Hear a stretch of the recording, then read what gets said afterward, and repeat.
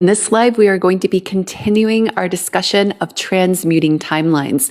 This was actually a live from yesterday. If you're catching the live replay backed up on YT, I have it stored in the live replay playlist. So you're welcome to check that out. The link is in the bio for my YT channel.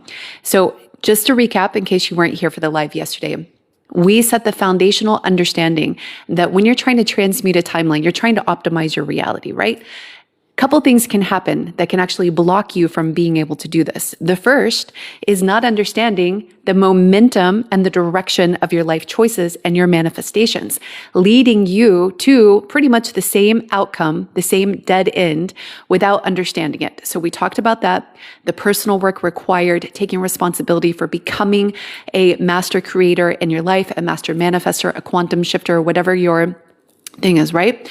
To realize and recognize that you're headed to a dead end without needing to go there. So we also talked about joining forces with other co-creators in your life and looping in karmic cycles with them over and over and over again, because both of you or one of you are not recognizing the core lesson that you're there to learn. So these two things will actually hurt your ability to transmute the timeline, even though you want to, even though there's a desire and an intent to do so. This is what the shadow work journey is all about, understanding how you show up to a relationship, how you show up to your creations, not able to create what you really want to. It's like, I want the love of my life, but when they come, I find myself in avoidant patterns. How is that possible? When you desire something so intensely, you desire that connection, let's say it's a twin flame or a soul contract, and then they come into your life and you go out of your way to talk to everybody else except for that person, right? Or to resolve or to repair the issues or to transcend whatever patterns you have. So that's when you will loop with people, and you might have a karmic relationship, and literally the lesson is the same, and you can loop the lesson with different people in your life until you realize, hey, you are the center of creation and you have timelines available to you. So now that we've covered that, let's assume you're a little more advanced in the personal work journey. If you're not, then it's okay. You can still stay here and listen. But now you're in the driver's seat of your self-driving car. You understand that there's subconscious patterns and conditioning and all of the stuff, the identity modules. You get that, right? You're working on shifting your identity modules. You're advancing in your quantum shifting experience or your manifestation experience, and you're ready for the next step of transmutation. This is where we get into some really interesting topics like revision. And for those of you who don't know what revision is, it's the ability to change the past, but in the present moment. And this is the fun part. Remember, you need to have this understanding of the prerequisites before you're able to really get into revision. Otherwise, you're just going to, it's like, let's say you're in a swimming pool and you're treading water, right? And maybe you're drowning, and the drowning can be poverty, or it can be a love that is like, hi, thank you, man, listen, thank you. Or some type of experience that feels overwhelming to you, and you just want to get out. And you're just like, I know about manifestation, I know about quantum shifting. You're treading the water. And then finally, you pull yourself out of the swimming pool, right? At least you think you do. And then instead of jumping into a new swimming pool or walking out of that experience entirely, you jump right back in. That's what looping is about, and that's what going on the dead ends. So now that you understand that, revision is the ability to actually use your manifestation principles, the idea of you as a powerful creator, and to change everything that has happened to you, including a childhood, including relationships that went sideways, that we're going down this path, and then you jump to another path. You do this through a process called revision, where you go into visualization. Just like in your manifestation practice, you visualize the future, right? You visualize, you feel the emotion, you script it out. Some of you do scripting. I have a different approach to manifestation. You don't have to script it out. I like to actually call down. This is what my Quantum Breadcrumbs Energy Mastery episode on my Awakening podcast on Spotify is all about. It's like, how do you ping the field to call down what's available to you, and then to bring that into your awareness and make decisions in your day-to-day life based on the most probable timelines that are in close proximity to you. And so when you access the quantum field, it tells you what is most available. And for those that are in my EC by Dr. C private playlist, I give you meditations to help you do that as well, directly in your inbox. The link for that is in the bio. For both of those is in the bio. So just like you are visualizing the future, or you're using your intuition to call down into your conscious mind the awareness of what is available to you, you can do this with the past. And practically speaking, what is happening? How does it work? I am a formally trained neuroscientist, and what I can tell you is that right now, in the state of the scientific community, there is no legitimate scientist that has done any empirical study to say that we live in a holographic state of reality. Okay, I have to make that like abundantly clear. There's no reputable scientist that has done studies to demonstrate conclusively that the theory of the holographic brain, or the holonomic brain, that was purported by Bohm, the physicist, and others back in, like decades ago. There's no concrete empirical evidence to suggest that we are receiving memories like tuning to a radio station in the quantum field, that practice that I just told you about, that we can actually tune our memories and our identity. But there are many in the metaphysical community and others like myself who have the experience of doing exactly that. And there is a prominent cognitive neuroscientist, Dr. Donald Hoffman, that is starting to suggest that science as we know it is not actually reflective of the true nature of a reality. And suggest that, thank you so much for the gifts, hi Laura, and suggest that our ability to receive information and to, like he says, Dr. Donald Hoffman says, neurons might not even exist unless we're looking at them.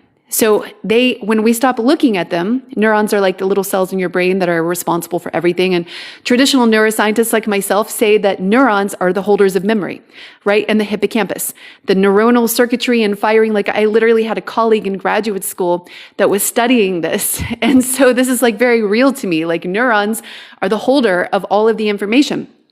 But when you start to step outside of that materialist, reductionist framework, there are others that are starting to say, hey, maybe reality and the way we're processing the world doesn't work the way we're thinking it does. And just like when you look at the double slit experiments and the entanglement experiments in physics, right? And it's a little bit of a jump to say that this works for biology because we haven't gotten there yet. So it's a little bit of a leap. But there are experiments that actually show that when you're observing something, that collapses a probability and it gives you a result. But if you are outside of the experimental paradigm and before you are observing, then both probabilities exist in tandem. And so it's like, depending on your observer role, your observer function, you can actually see different things. You can see a neuron, or you can see perhaps another timeline. You can see a holographic reality structure that's encoded in your brain.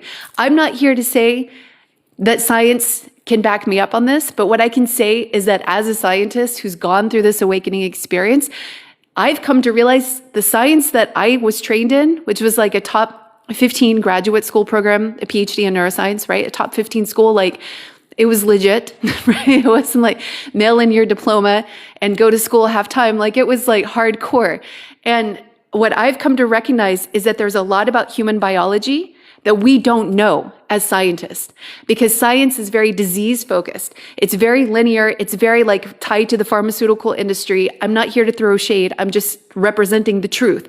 Your funding as an R01 institution comes from your ability to solve a disease problem more than exploring this next level of humanity and where humanity is going. Okay. So I believe that there's this big gap in what humans are experiencing and what science can back up. And so what I have observed is that when you are in revision mode, when you're actually transmuting the past, what you're doing is you're changing your memories. How does it work as a neuroscientist? I can't tell you. I cannot put my PhD behind it, right? But I can tell you that when you're going through the process of revision, you're actually changing your memories and your reality is backing you up. The people in your life start to change how they respond to you. It's wild. It's wild. It's like, have you ever had a different version of your friends and your family? I have. And it's mind-blowing when you really start to do this quantum shifting. And if you are interested in learning more about it, I have a private playlist. It's a private membership, and you get quantum meditations delivered to your inbox every month to help you. And it's going to train you to learn how to be a quantum shifter and open up to different timelines. The link for that is in the bio, if you feel called. And so when you experience different versions of your friends and your family, what you see in tandem is almost like a gap in your memory. Now, I'm somebody who is neurodivergent, just FYI, if you're neurodivergent, we're probably going to get along. And I used to have this exceptional memory. Like my friends and my family, especially people that I've dated, would talk about this memory for conversations. Like, because when I was in my shadow, I would kind of weaponize it. And I would say, no, I know that you said this and that. And because I was protecting myself from gaslighting and manipulation, and that was just a trauma response that I had. So my memory was like so crazy good. I could reference like, no, you were sitting at this restaurant and you ordered this, because it was very tied to place and time. And so it's not like photographic, but it was like I had this image in my mind and I could remember like all of these details. Well, when I started the process of transmuting my timelines, what I noticed is that I lost that ability. And it was almost as though I literally have these gaps in my memory during this process of revision that slowly, and I do say slowly, would transform into a different memory structure. So my advice to you is, if you are trying to revise, if you're already doing this practice and you're experiencing like the shift in memories, this can be very disconcerting. If you're somebody that likes to ruminate, for example, and somebody that needs to have things crystal clear, like if you're coming from a materialist reductionist society, this is going to be harder for you, okay? Because it's like, this is what is right? This has happened. This is the thing that happened. There's not a lot of room. That's binary thinking, by the way. There's like, it's right or wrong. It's the truth or it's false, right? And this actually keeps you locked in to a unidimensional existence, right? It keeps you locked into one timeline. When you're trying to open up to multidimensionality, you're trying to hold in your mind the possibility of all of these timelines existing, and you're driving yourself to a timeline based on the factors and the desires of your particular existence that you're experiencing, right? And so when you're coming from that perspective of there is only one reality, this happened to me, this is the truth, you're going to struggle. Okay, you're going to struggle with transmuting timelines through the practice of revision. So how do we help you not struggle as much? First, you need to stop immortalizing the past. What do I mean by that? You need to stop posting about it. You need to stop talking about it. You need to let people change. This is the hardest thing, especially if you feel wronged by somebody and you're waiting for justice, right? You're waiting for that like moment of retribution. You're waiting to reveal the truth, right? Whatever your thing is, your story is about that person, you're holding an image of them in your mind, right? And that image of them is actually creating a reality timeline with them. And when you are holding that image, you're not letting them change. And so you're coming to your side of the reality creation window saying, this is who I expect you to be.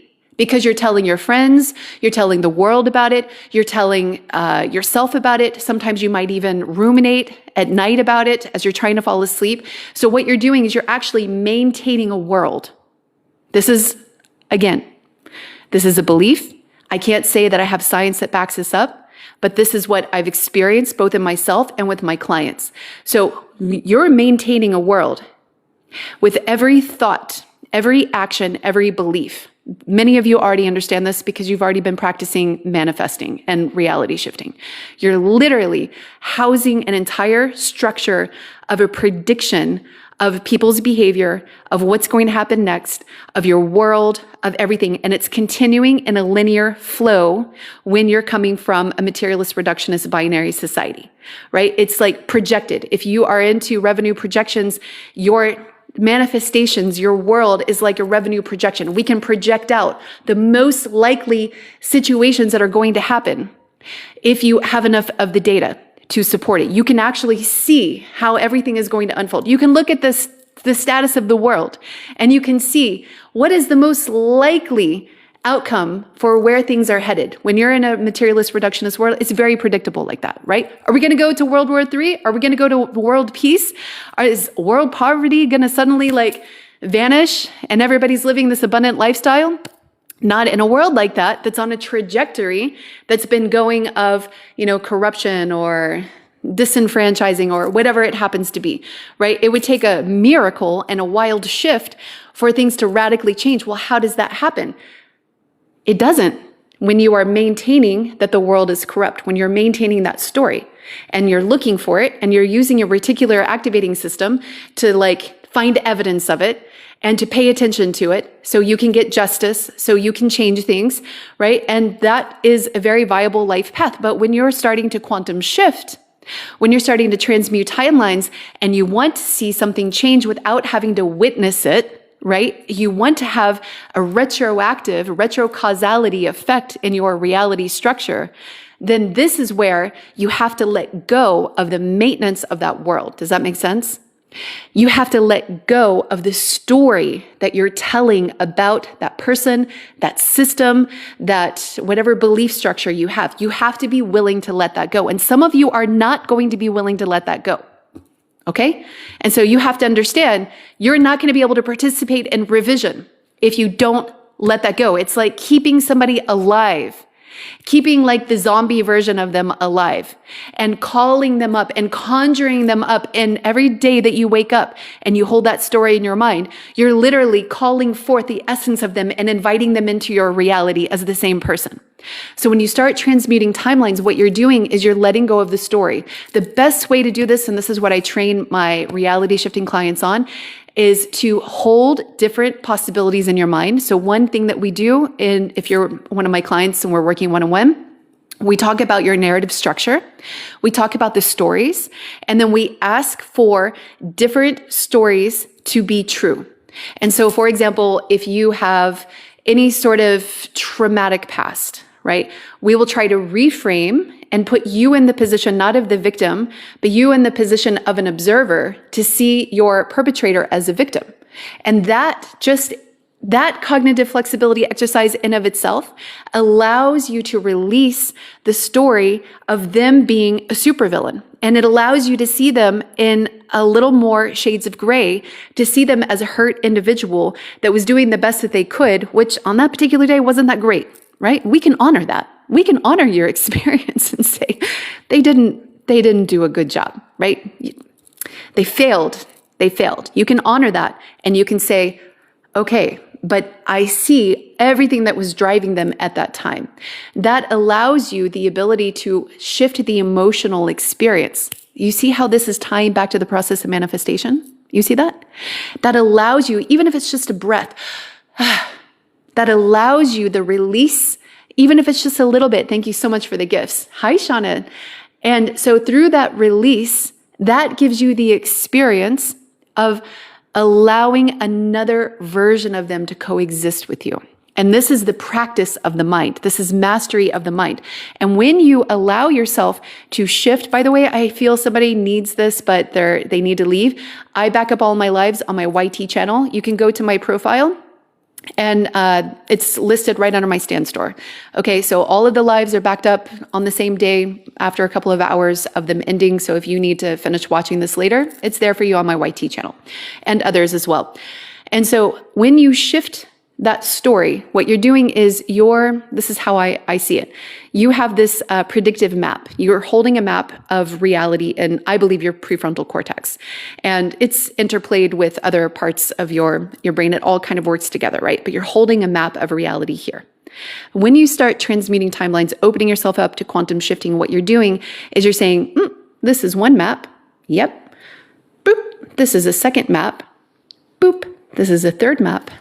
Boop, fourth, fifth. What is that doing for you from a metaphysical perspective? It's doing this. You're here, right? You are the center of creation. You see how all of these timelines are sort of around you? You have all of these options at any given moment. Every single moment, you have all of these options. But which timeline do you choose? Which timeline do you anchor into? Which timeline do you even observe is an option? Because when you are coming from a multidimensional world, you don't know that you have options.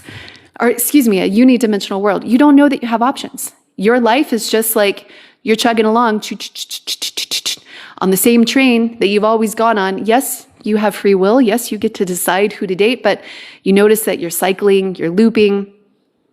When you open up to holding different versions of people, different accounts of situations, what you're really doing is you're expanding your consciousness and you're allowing different maps in your reality to potentially load. Now, I say potentially because there's a lot of other factors that are going to determine whether or not a different reality structure loads. Okay, and that's where you need to like really understand your internal world, your metacognition. And so when you allow for the existence of multiple options of the people that you love, what you're doing is you're allowing for revision to happen. Because if you are trying to use your manifesting abilities to change something in the past, you have to let go of whatever they did that bothers you, right? You have to let go of it to allow for the new to come in, to load a different map. And so when you're perseverating, when you're immortalizing them, when you're keeping them fixed into a label like a narcissist or an avoidant or somebody who doesn't change, right? Somebody who's not ready, what you're doing is you're saying, I want you to stay in my reality. So you let go of that. And the best way to do that is I like to think of the higher self, lower self. Everybody at any given moment has like a lower self, their shadow self, like the worst day of your life, like the worst thing that you can think of that you've done in your life is like your shadow self. And then you have like your 3D self, your everyday self that's kind of like programmed and scripted, we're kind of like chatbots in that way. We're like encoded with programs and scripts. And this is like your upbringing, your society, all of it, right? That's like your 3D of the world. This is how you function in the world. And then you have this higher self. And this is like the one that's conscious, the higher version of you that can transcend those patterns, that can transcend the conditioning of the world, the illusions, the Maya. It's like you kind of sit above it and you're like, oh, I see the matrix. Yeah, okay. At least one version of it. We have to practice that expansion of consciousness. I see the matrix that I came from. I see its games. Okay, but I'm choosing not to participate. I'm choosing to exercise my sovereignty and my free will to create a different outcome for myself. And okay, so I'm going to let them go off and do their thing. That's like the higher self. It's like, I know I have a choice. I may not be able to reflect that choice in my reality on day one of stepping into that higher self consciousness, but I know that over time and repeated exposures that I can't be imprisoned. A truly conscious person cannot be imprisoned. Not in a matrix. It can't be enslaved. It literally will create another timeline for itself if one doesn't exist. So you have these versions of you. And at any given moment, your friends and your family also have these different versions of them. So the best way to release that narrative of them, to release the label, they're a narcissist, they're avoidant, they're unavailable, they're whatever it is, right? I teach about these. This is why they're so fresh on my mind. So when you release that, you're saying, I only want to create and continue with a higher version of them. That's it. The higher self version of them, because they exist. By principle, if your higher self exists and you can't always access it all the time, their higher self exists. How do you get to that version? Well, you have to stop playing around with their lower self. Yeah? And this is what Going Alone in my Awakening with Dr. C on Spotify podcast was about. It was about this aha moment when I received this understanding, and I talk about it in the podcast. I won't spoil it for you. But it was so eye-opening because I didn't know that there were different versions of my friends, families, exes. I didn't understand that. I literally just thought there was one because that's how I was raised. And once I understood that, and I started recognizing that I was shifting in and out of parallel worlds, and I had different versions of my apartment, for example, 2 different sets of apartment keys just randomly appeared in my purse. And I had a different mailbox. I still have this on video. I had a different mailbox with 2 sets of keys. Okay. And so that's like after a really big quantum jump. Now I do like more micro shifting. But once I recognize that, I recognize, oh, I have options. And if I have options, why am I going to engage with the person that leads me down this dead end? You know, our creation together leads us in this dead end. Why are we going to do that? Why don't we choose a different timeline? And so letting go of the lower self version of them is a big part of the healing process. And with that comes forgiveness. And if you don't have closure, you have to give closure to yourself. All right. And this is an important clue for you. If you're waiting for closure of somebody who's not giving it to you, you have to make peace with that to do this transmutation. Because if you're still opening the wound, then you're in your reality construction device, in your mind, whatever, however you want to think about it, right? You're loading an old map. Every time that you're revisiting that, you're loading an old map. And it first starts in your mind, just like in manifestation when you're thinking of the future. It starts here. And then it's tied to your emotional system. And when you have that heart and mind coherence, it creates this vibration in your field that's like, vroom, and that magnetizes in some mystical, magical way that science hasn't determined yet, that magnetizes an actual world, boom, to stick onto you that you actually experience. Sometimes there's a delay, sometimes there's a gap, and sometimes you're stuck in loops that you don't recognize because you haven't done that part of seeing your shadow yet. And so you can't experience that world until certain criteria are met, and that's normal. But when you're transmuting and you're actually forgiving somebody, you're letting that go, and you're shifting your emotional template to say, I feel it. I feel the past. I honor the past. I recognize it for the lessons that it gave me. And you think about all of the good things that it gave you. Maybe it taught you discernment. Maybe it taught you to trust yourself. Maybe it taught you to respect yourself. Maybe it taught you self-love. So you take the positive lessons, you take that in your heart, and you experience that gratitude, which you know is very powerful for shifting things, right? You experience it and you're like, thank you. Now, I'd like to reconvene on a different timeline with your higher self. And so this is the part of reality interrogation that I talk more about in my EC by Dr. C private playlist. It's for quantum shifters, and you can check the link in the bio for that. But essentially, reality interrogation is you ping the reality, they reach out to you, and you feel the energy.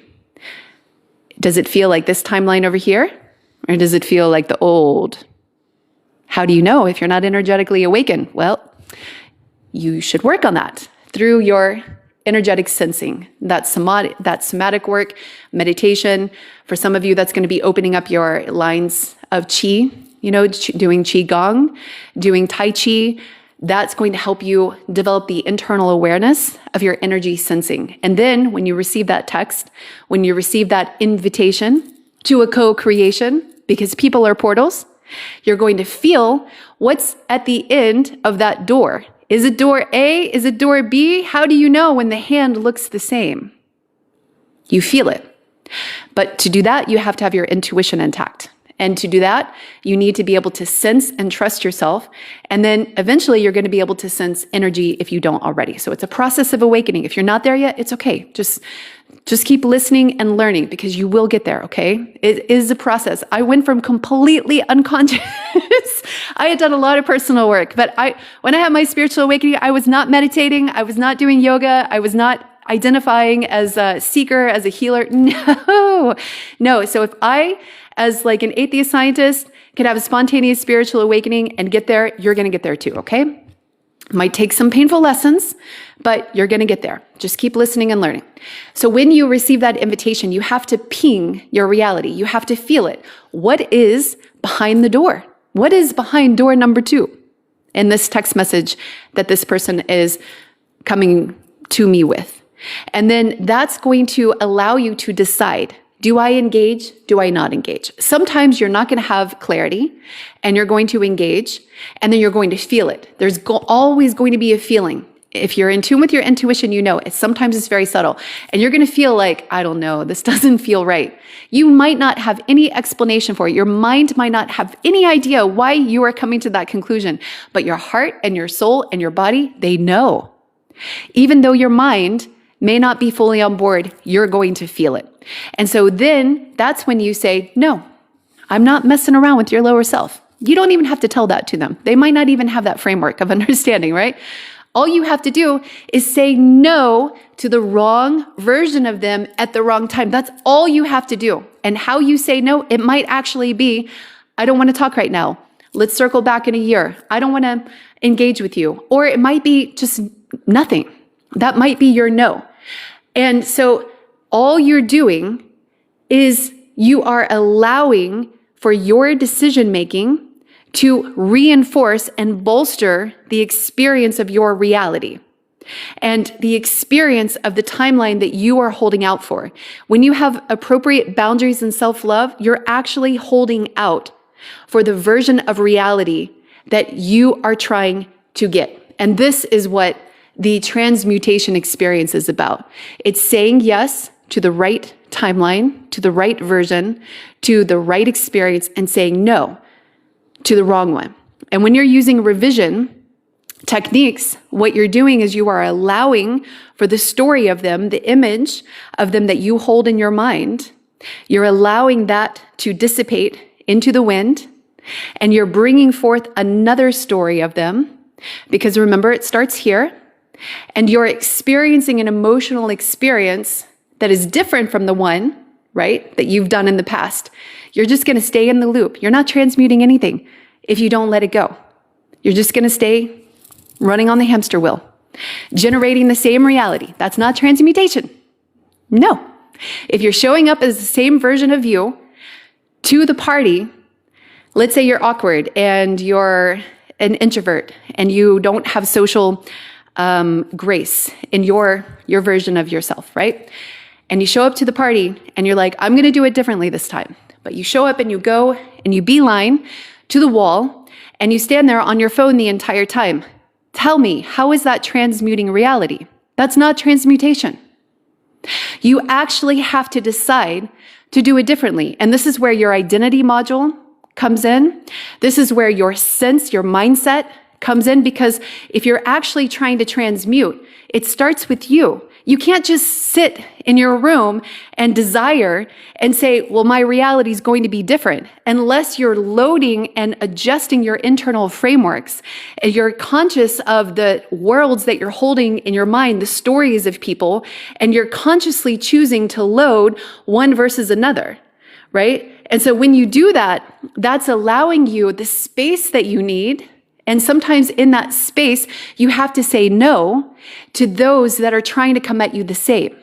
And so that's where holding the line is very important, and holding your boundary and letting, because for a while, remember I said that there's a gap. For a while, the past comes calling, and you're always going to have an invitation to go back. Always.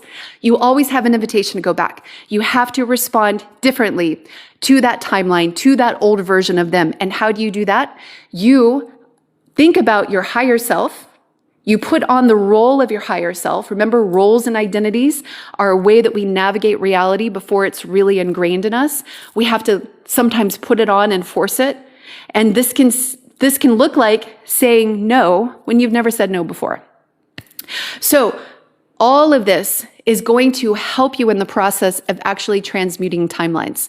And then when you do that, you can then let your memories get foggy, right? Because now you've released that version of them.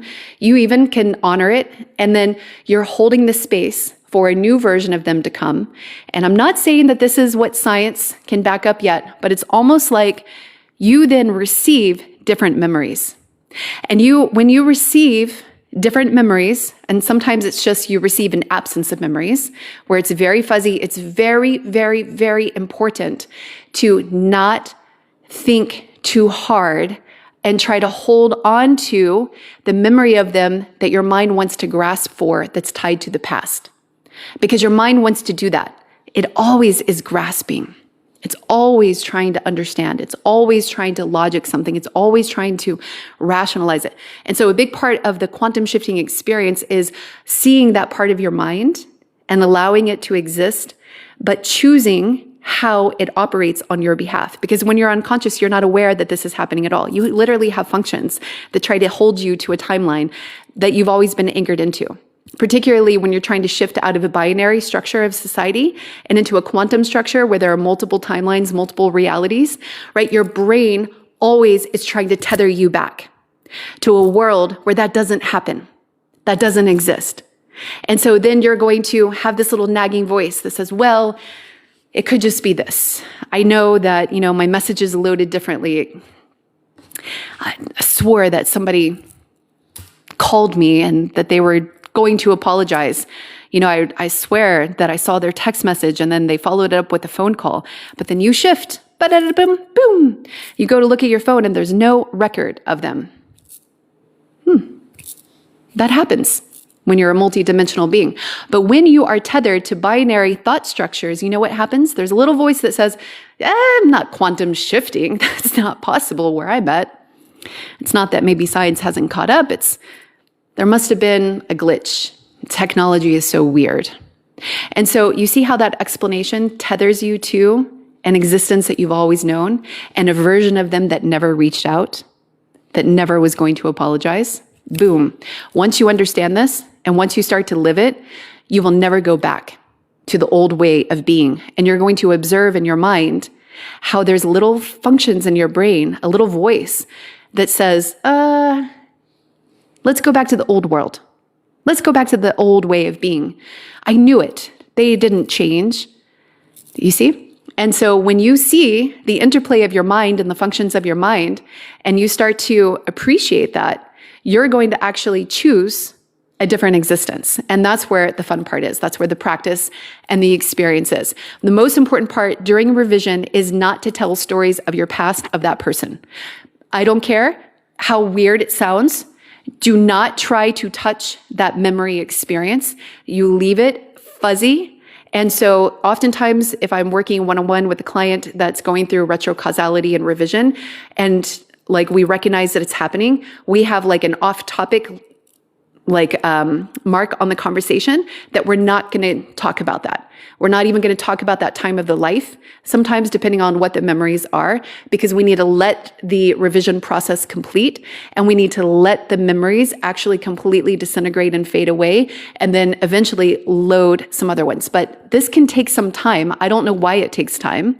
If we really have the ability to tune into a reality and load a version of us, theoretically, to keep it logically consistent, this is where my mind goes, but I am a formally trained scientist, we should be able to load a version of us and then have it just be boom, you're there.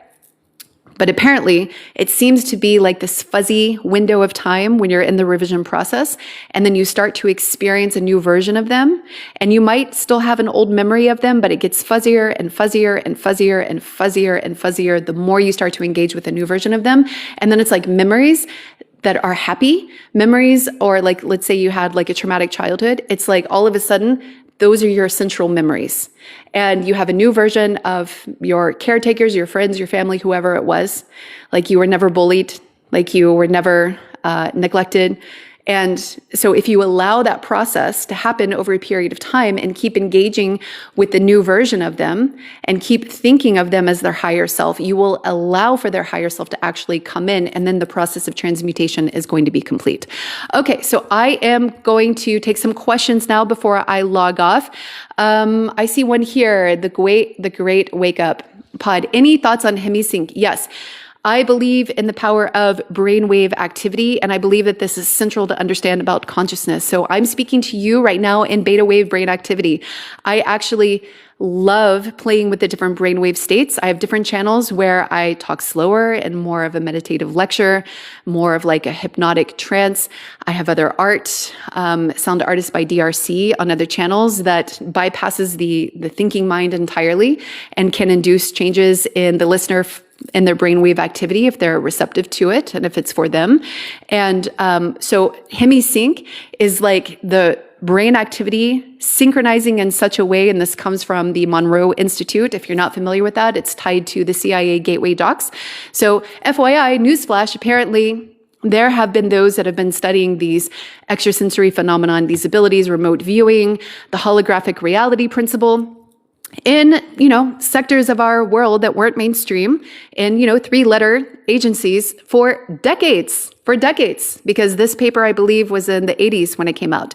And this gateway process is about listening to some audio recordings by Dr. Monroe that induces frequency changes in the brain to create rhythmic responses. And what I can tell you is that even though I have not gone through the gateway process, when I was doing the heaviest parts of my quantum jumping, not just shifting is like, you can do shifting in your day-to-day life, but like a big quantum jump, I experienced massive changes in my brainwave activity and a rhythmic, experience that I had never experienced before.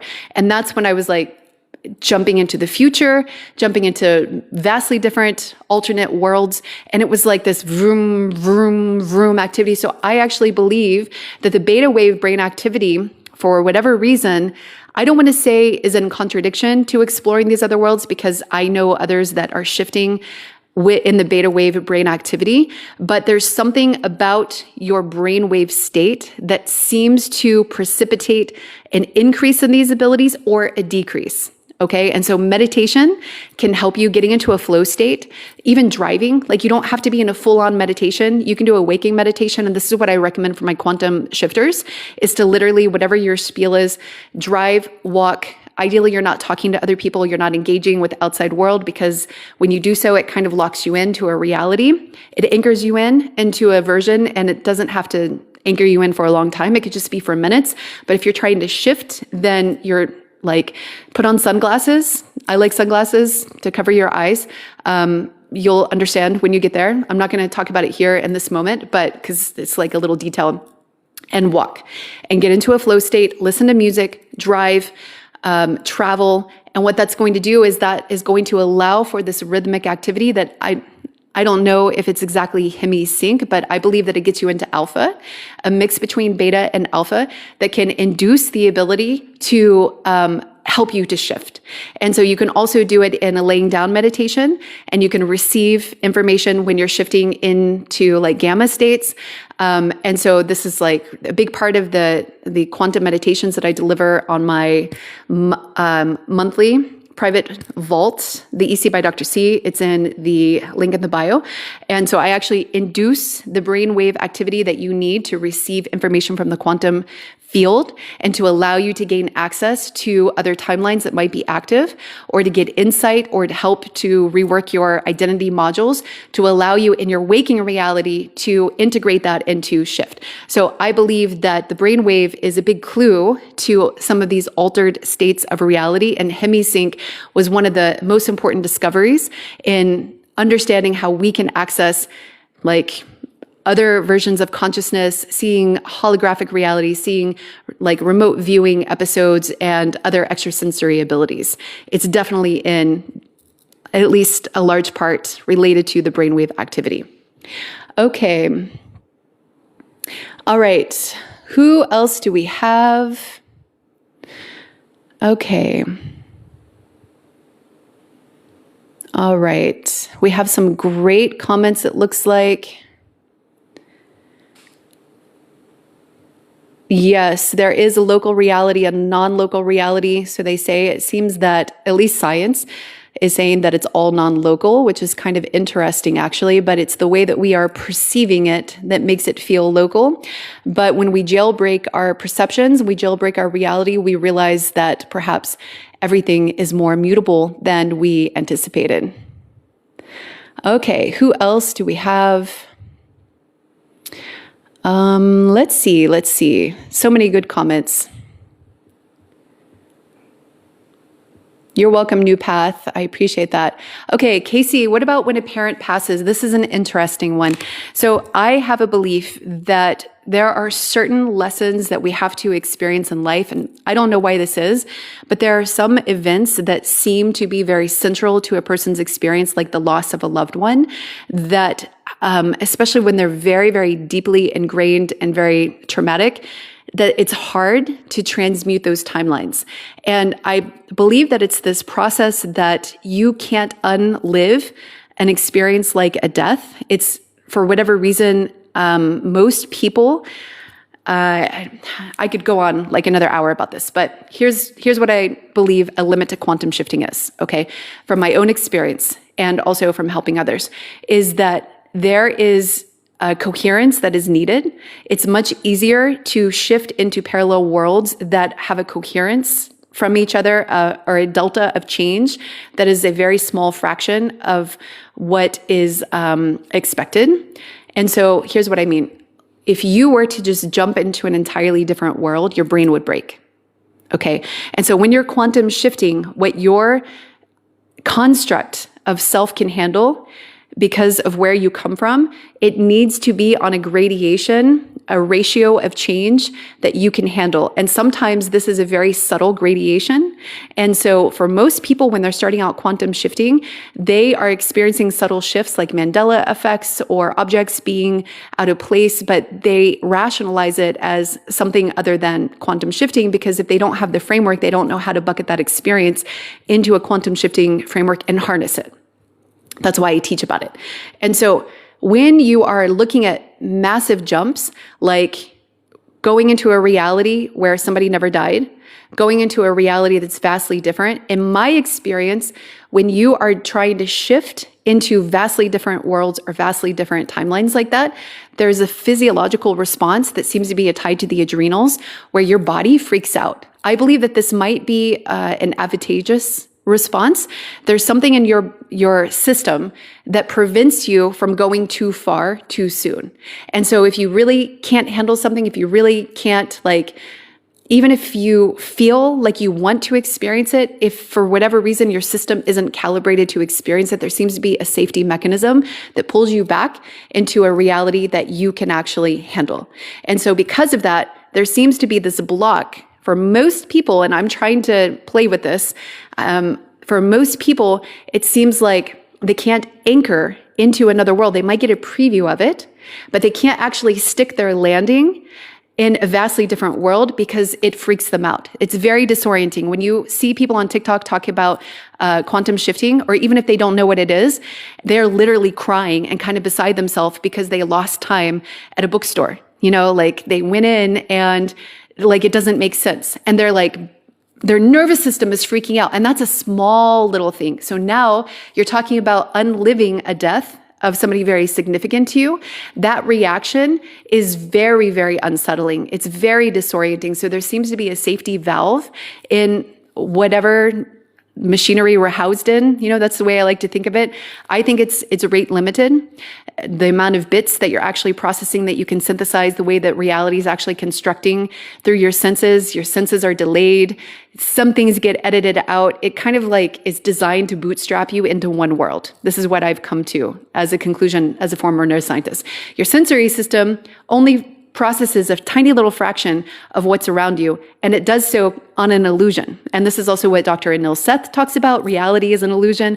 Dr. Donald Hoffman, the case against reality, like prominent neuroscientists that are still in academic fields, still in the ivory towers, they're saying the same thing that I've independently discovered, going off the reservation. And so for whatever reason, you're wired to stay in one world. And when you're trying to shift, it's exceedingly difficult to rewrite this massively traumatic experience, like losing somebody that was central to your life, like a parent or a family member. Now, theoretically, you should be able to. I did jump into a timeline where there was a news article where 6 students that like died in a bus crash suddenly appeared, right? And it was like this big deal. Like they were alive, but they were dead. They were dead. to my knowledge, I'm not still in that place, but I do know that in other worlds, people coming back to life in this mysterious, miraculous way is a thing. But whether or not you can guide yourself to that in the next 180 days, I don't think so, depending on where you're starting and how your system is wired and like how ready you are. It's a really big process. And I'm not even sure everybody can make that big of a jump based on the average psychology that I see in just, the people that I talk to. You could be extraordinary. And very often I believe that those who are gifted on the spectrum and or ADHD, neurodivergent, I believe that there's something about their brain that allows them to do this type of exploration faster than others.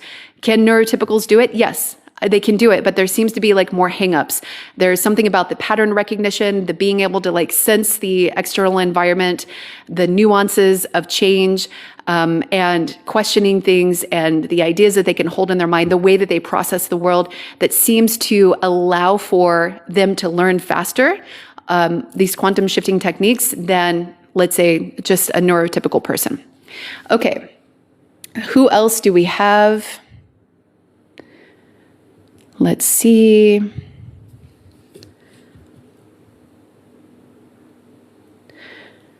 Okay. What about a revenge wish? I don't recommend revenge wishes because there's this principle in the karmic system, the karmic cycle. This is like, seems to be a law. And you can disagree with this. I don't recommend it though. I don't recommend you try this out. But whatever you enact, you're going to receive. And so, especially if your revenge is based on a projection in your mind, right? Let's say that because for whatever reason, the human mind, the human psyche has a degree of projection where two different people can walk into the same room and observe a conversation and have an entirely different experience and recount it differently. How this happens is that there's a degree of distortion. And so when you are triggered by somebody, sometimes you're not actually seeing them clearly. You're actually seeing the shadows of your own mind. You're seeing your shadow self. You're seeing somebody who formerly hurt you represented by this person. And so this is what psychological projection is. And so your revenge wish, your revenge fantasy could actually be a result of personal work that you need to do, which would, from the eyes of creation, and my personal opinion, would be an injustice. And so I believe that you would lock yourself into a timeline where really unsavory things would happen to you. And so, for example, I talked to somebody who was into occult practices. I'm not into the occult. There's no, shade. It's not my thing. But they were into doing love spells and things like that. And they tried to get somebody back by doing a love spell, which in my personal opinion, as an outside observer, this is actually an impingement on free will.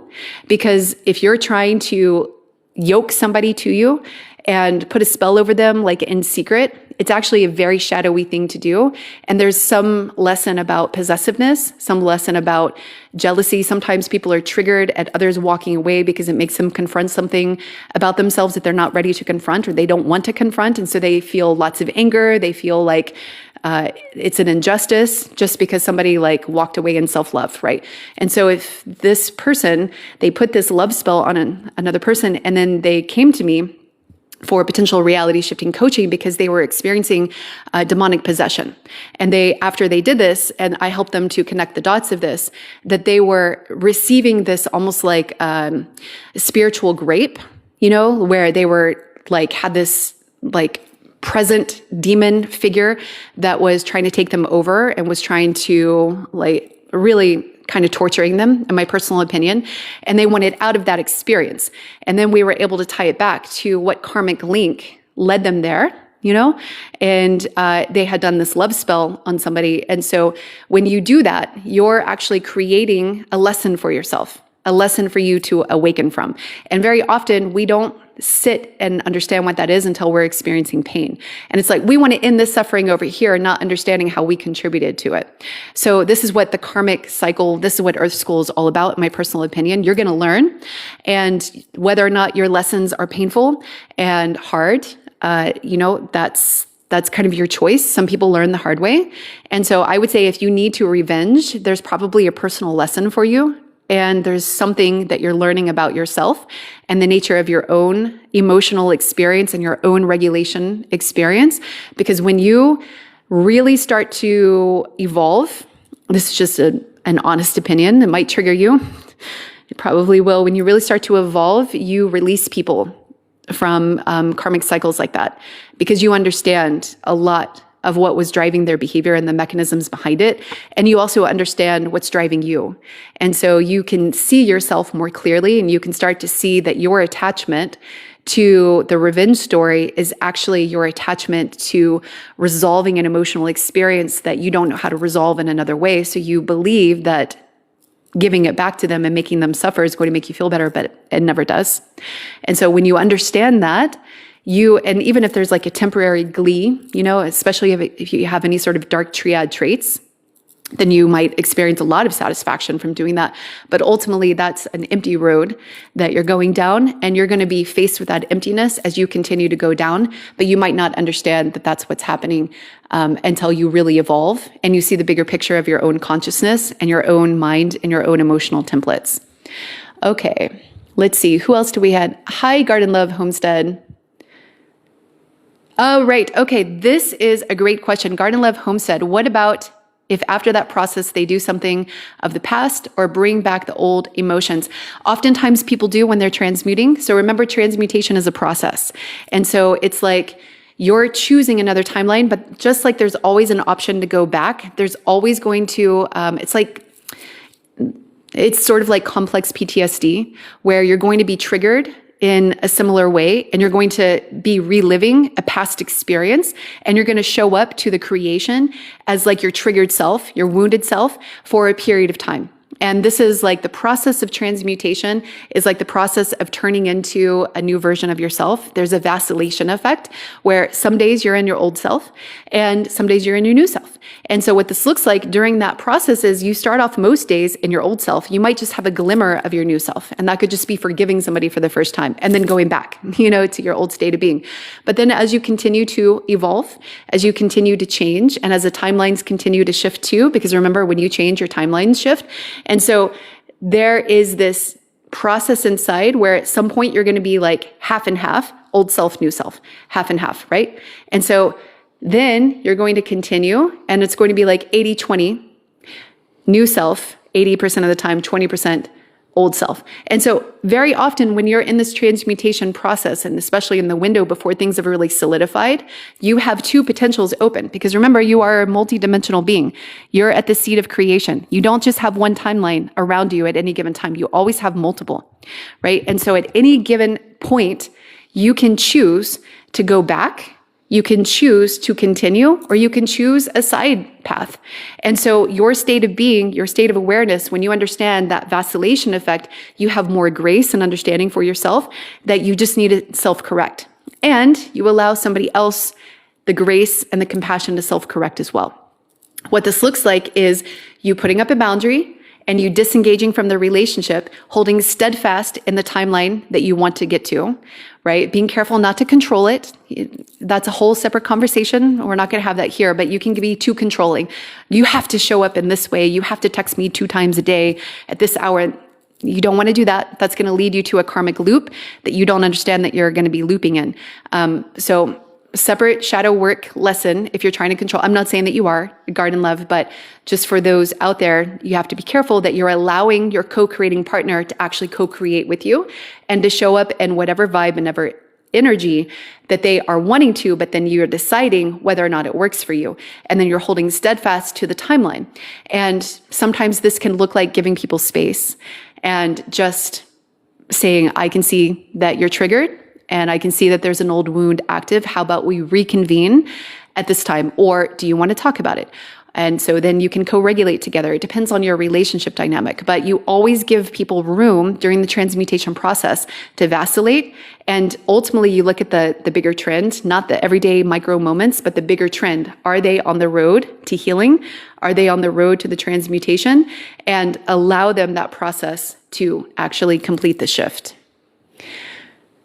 Okay.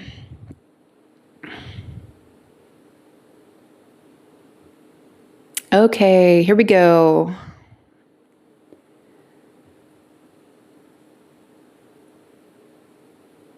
Yes. Okay. So you can rewrite the memories of a past loved one. Casey, so if a father has passed and you only tell good about them and remember the good, does it work the same? Yes. You can rewrite your memories.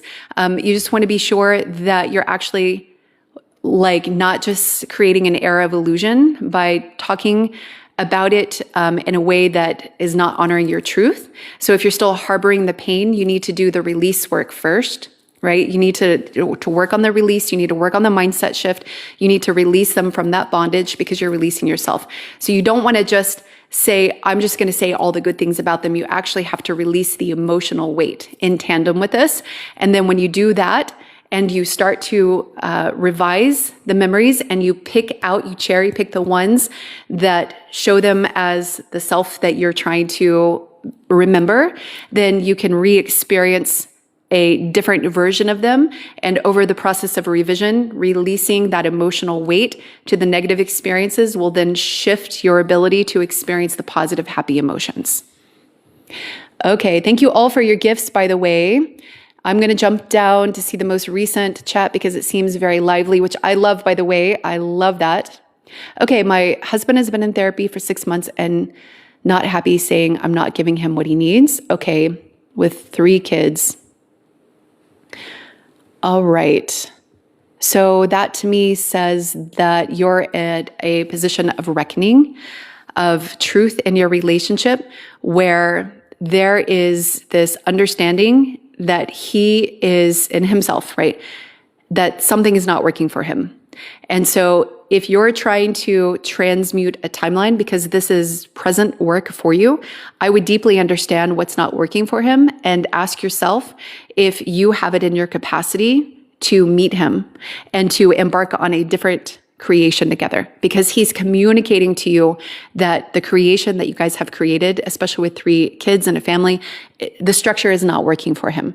And so honoring his needs is part of attuning to him, and then asking yourself, not abandoning yourself, but asking yourself genuinely if you can embark on a new timeline with him.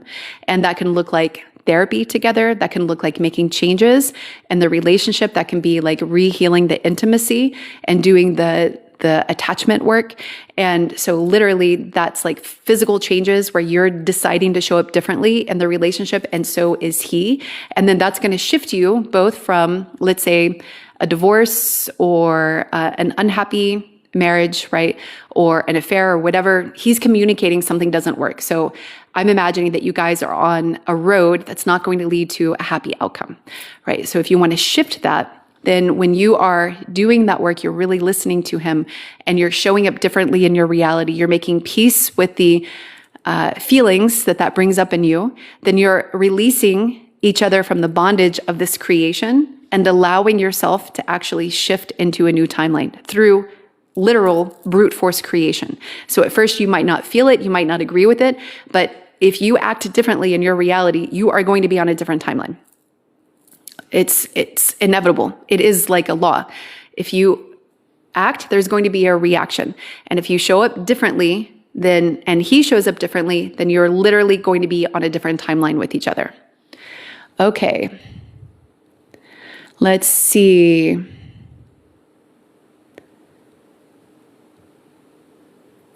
My cup is empty. We've done couples therapy with 2 people. I don't think he's got capacity. So without knowing your story, and if you want a one-on-one consult, I'm happy to listen to you. Without knowing more of your story, it's hard for me to give you detailed advice. But if your cup is empty, then that tells me that it's not working for you either. And that there's something that you need to recognize within yourself, that you don't have anything else to give, and that there might be something fundamentally irreparable, perhaps, or something that fundamentally needs to change, because your cup should be overflowing. And if it's not overflowing, then it means that you're in a draining relationship. And so it could be because you are not being given back to. It could be because you're giving so much and there's nothing left for you. You're not giving to yourself. There could be many reasons for this, but it seems like to me that you both are recognizing the truth, that the timeline that you're on, the creation that you're in, is actually not working for either of you. Okay. All right, so, okay, Sheila, let's see.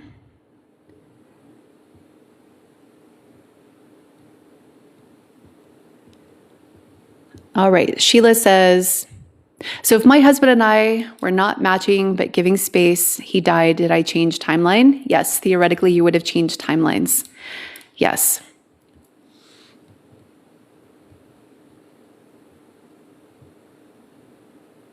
I'm so sorry, Sheila. I didn't see him for weeks and then he just died. I never got to see him again. Yes, that to me says that you exited a joint timeline with him and this life. And that now you're on timelines that are centered around you by yourself or with other people or with family. So those timelines are closed off. If you imagine that you guys were over here, all of the timelines that you were co-creating are now closed off. Okay, Gypsy Mermaid, I don't discuss Rh negative blood. Okay.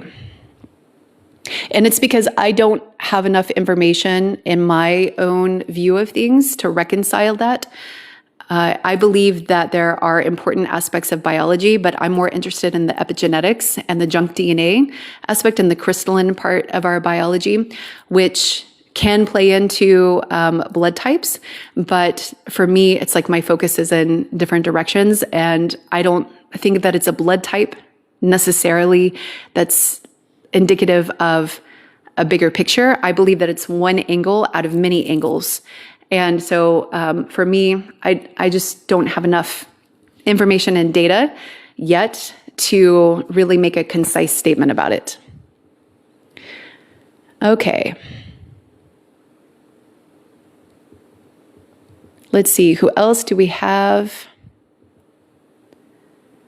Yes, the Wake Up Great Pod. Would you speak of astral projection? Yes, astral projection is shifting into a different understanding of the dimensional landscape. And so this is where I started in my meditation practice, is that I started going to the astral plane. This is also where I help people go to as well if they're new to meditation. And so it's leaving your body, your physical form, and the awareness of space and time, which I believe is a powerful precursor. It's not a prerequisite, but it's a precursor to being able to go into the quantum field and being able to access your like different versions of yourself in a meditative state, going through the astral plane, because that's like, for oftentimes for people, that's your first awareness of leaving your body. And when you leave your body, that allows you to go into different timelines through consciousness porting. So you port your consciousness into other timelines and you can take a peek. Like you can imagine that you're like on the ceiling looking at a past version of you or an alternate version of you, and you can, experience a lot that way. So the astral plane is like one place where you can go and practice that release of the awareness of your physical form, because it's your sensory system that keeps you locked into the physical experience of a body, but your consciousness actually can help to project you outside of your body. Okay, who else do we have? All right, so Duane, most fear and trauma through me was through spirit. Yes, you and the spiritual awakening journey, if you are learning empowerment, discernment, you can receive some pretty intense lessons from the other worlds. And it's an important journey that I had to go through, and it will make you into another version of yourself that's like a diamond, if you allow it. But it can also be a necessity, in my personal opinion, to transmute it, to transmute the judgment of it, and to see it for your benefit, to get the most out of it. Because then you can take gifts from it, from whatever you experienced, you can actually turn it into something that was really amazing. That's a process of alchemy. And that works through your mind and releasing the old stories of it and engaging with new versions of it, new interpretations of it. So that's like literally how you do it in your mind to shift the story, and then to shift to the emotions, which will then shift your external world. All right. All right, Sheila. So when you go through grief, my husband died and I don't feel like I'm even the same person since he died. Nothing's set yet. When you go through grief, especially losing a loved one, like a husband, this is an identity shift. It's also, this can happen when you go through a divorce or a major breakup. The you that was centered around your creature comforts, your life together, your daily rituals, your plans, your life dreams, your retirement dreams, all of that changes. And so it's this disintegration of the self and a rebuilding of your new self. And so I would say, yes, nothing is set yet. And now is the time that you can actually really center in on who you want to be, not just who you've always been, but who you want to be. So thinking about that higher self and that everyday self, what you're experiencing is a loss of your everyday self. That's changing. And so, because when you are in a relationship, especially like a long-term marriage or even just, a significant relationship, your identity fuses with theirs and you become like a unit. And if you have any sort of codependent tendencies or anxious attachment style, fearful avoidant attachment style, then that level of merging is going to be more than if you were somebody that was still maintaining some semblance of autonomy and an interdependent relationship versus a codependent relationship. And so the loss for you, if you're coming from a codependent bond, and I'm not saying that you are, Sheila, but for those that are listening, is going to be much greater and harder to process because your whole identity had been wrapped up in this relationship. So you have to find yourself, who you actually are, outside of that relationship. And it's beautiful work, it's important work, but it can be very, very challenging. So I recommend grief counseling or working with somebody that can help you process that at your own pace and your own time, and understanding that your identity, actually, you have to choose who you want to show up as. And so that means that you have to see how you are responding to events in your life, and then you have to select a different version of you if you want to change into your higher self, for example, and have different outcomes that you've experienced in the past. Okay, here we go. Who else? Let's see. I'm going to jump down.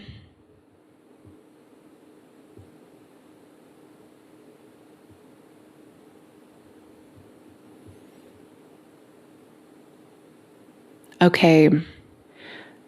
Marisol Cruz. Hi, John. Nice to see you. Lucid dreams and disturbing dreams within dreams and sleep paralysis. What does it mean? I'm going to give you my personal opinion, but I believe that there are some dreams that are foreshadowing of symbolic understandings and downloads of what is to come or what you might be experiencing. I believe that dreams are like a portal to the quantum field, to put it in that framework, but you don't have to believe in the quantum field to receive information in your dreams.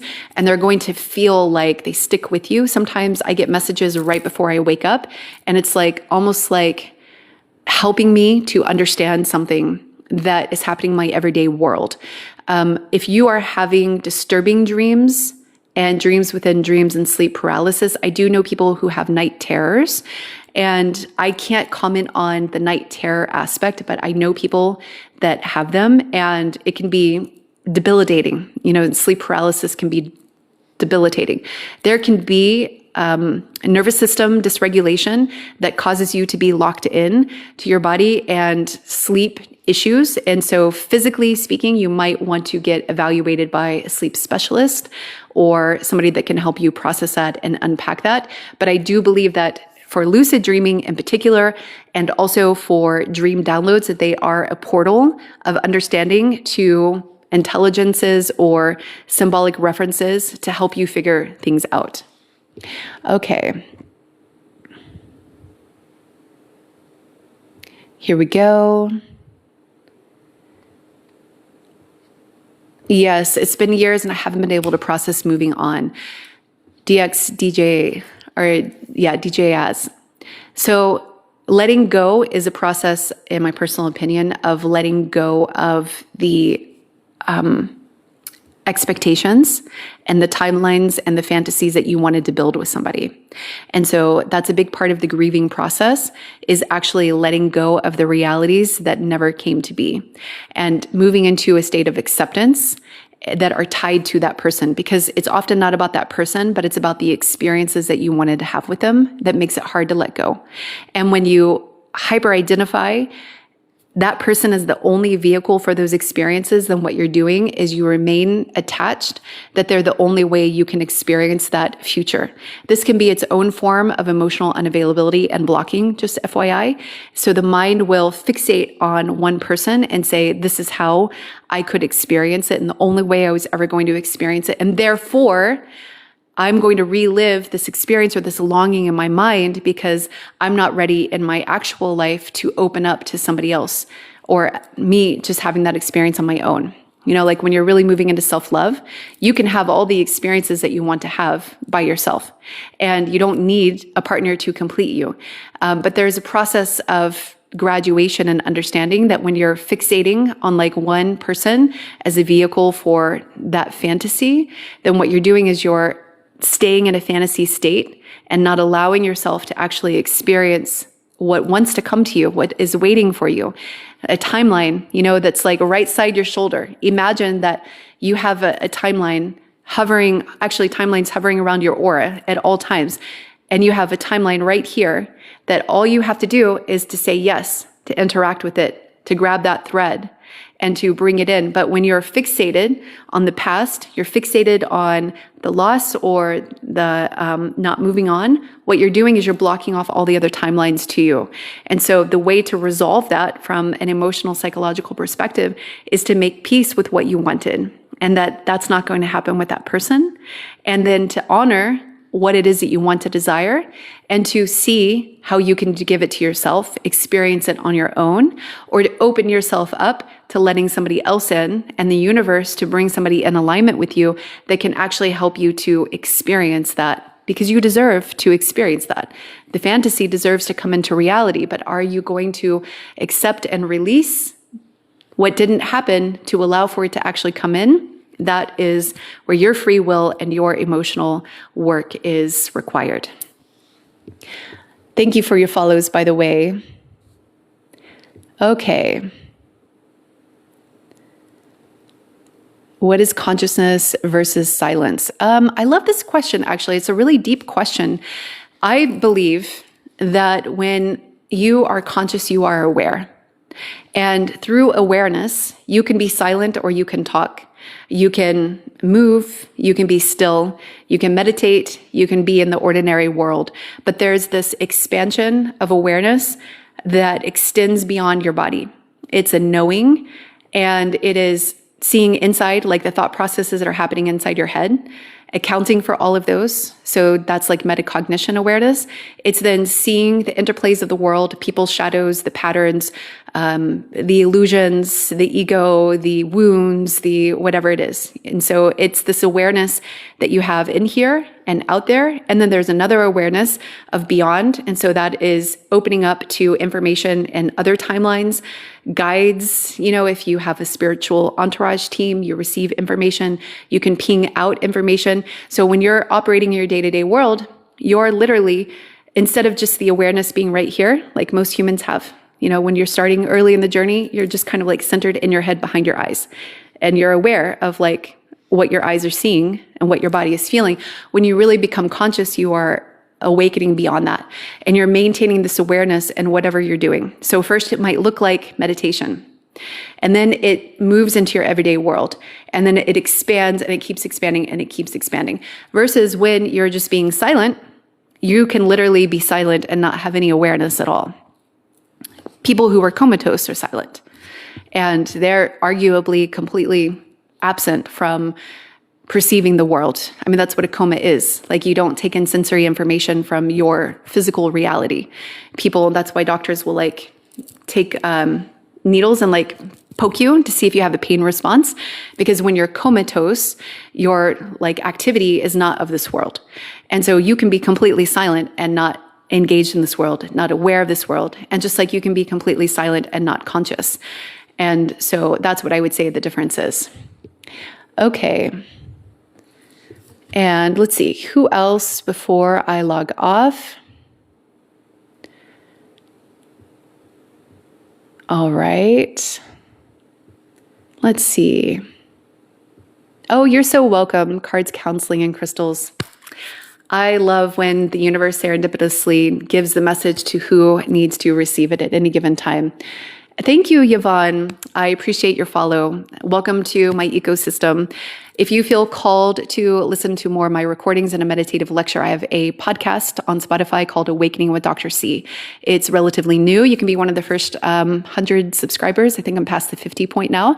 And so you can be like on the ground floor, and it's intended where you can put on your headphones and go into this pseudo meditative state and receive downloads and wisdom and insights. And anybody who wants quantum shifting specialized knowledge, I am a former neuroscientist. I share my findings, and it's pretty wild sometimes. And I help you rebuild your internal architecture to not just port your consciousness in another reality, but to literally walk in between parallel worlds.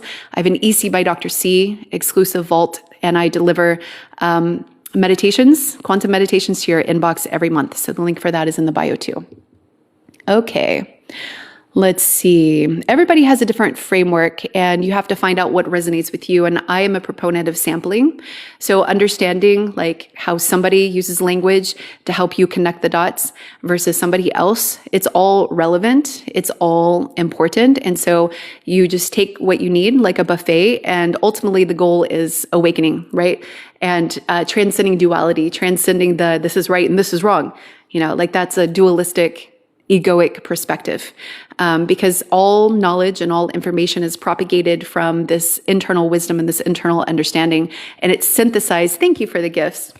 It's synthesized from this deeper understanding of your internal framework and how you're putting the pieces together.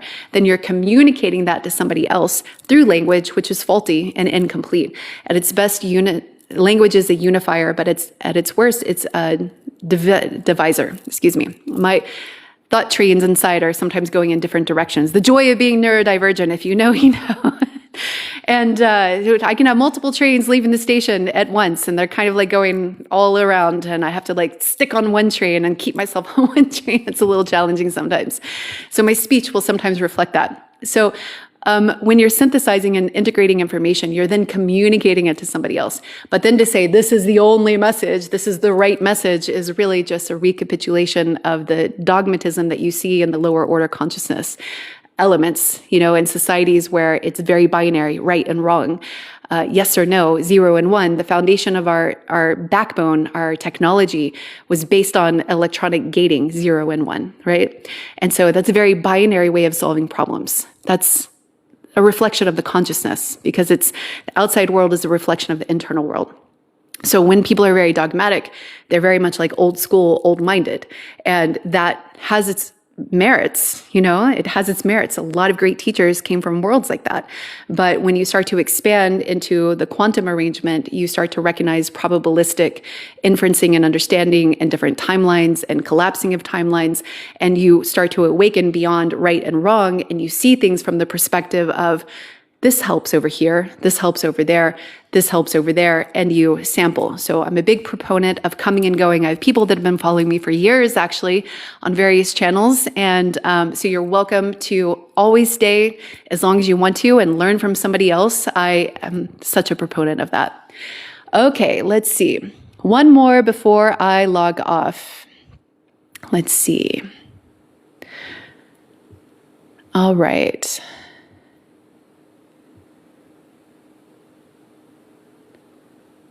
The skies are open from relationships. Right. Okay, so let's address this. She's boxing it in to make others look bad for her sales pitch.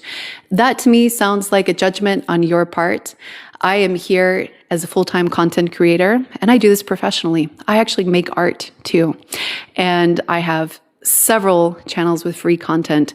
And if you want intimate recordings, I actually think that $10 a month is extremely reasonable. And I work with people one-on-one. And I love what I do, and I make profound changes in people's lives, and I feel no shame about that. And I feel no shame about telling my services to people who might be interested, because I don't live in impoverished existences with dogmatic perspectives of sales is bad. It's a matching service. When you really have something of value to offer somebody else, they are happy to pay you.